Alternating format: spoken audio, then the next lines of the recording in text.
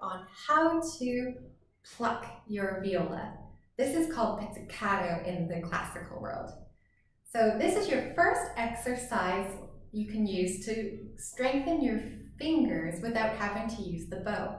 It's a great exercise when learning new songs and a great exercise for focusing on one thing instead of too many things at once.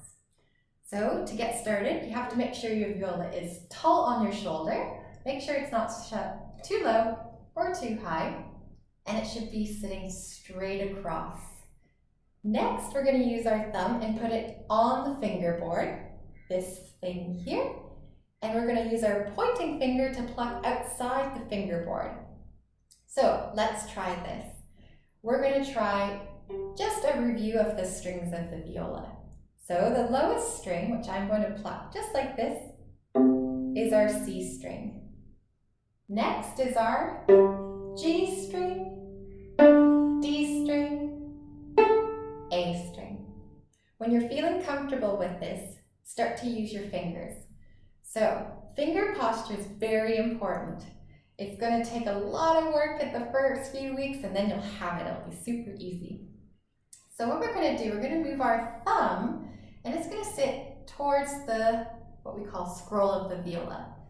So the thumb is going to sit like this. Not too high that it could get onto a string, but almost just tapping the end of my viola neck here. Just to give you a different angle, this is how it looks. Make sure you're not squeezing the viola anytime. It should be held by this area, not by your hand. So once we have the thumb in a pretty good placement, don't be too picky. It can be just right about here to here. We're going to use the fingers. So you'll notice my arm is kind of like a V right now. This is a great posture for holding our viola. The next thing, which is harder, is keeping this wrist out. You can almost see I have an opening on my hand right now. This is a technique that we're learning for later on in viola, for more intermediate. We use all this area as our fingerboard. And if we were to play with our wrist in and practice that way, we block ourselves from getting higher. So make sure, even though it's a bit hard, to keep that wrist out while you're playing with your fingers.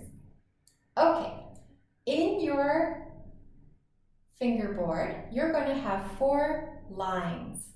There's going to be one for the first finger, second finger, third finger, and fourth finger. I don't have these on my viola, but you do on yours, so pay close attention to which finger goes on which line. So let's try by using our highest string, A, as an example. I'm going to put my first finger down, and it's going to land on its tip on the first finger line. Now, when I pluck, I get a very clear sound. If you're not pressing hard enough with this finger, you'll get this sound. It's very muted. But when I press just hard enough, I'll get a ring. Try now putting your second finger down on the second piece of tape with your first finger down. And then try your third finger. If you want a challenge, try your fourth finger, the pinky. This is a bit of a stretch, so start with these first, and if they're easy, move on. Let's demonstrate one more time. This is what we call 0.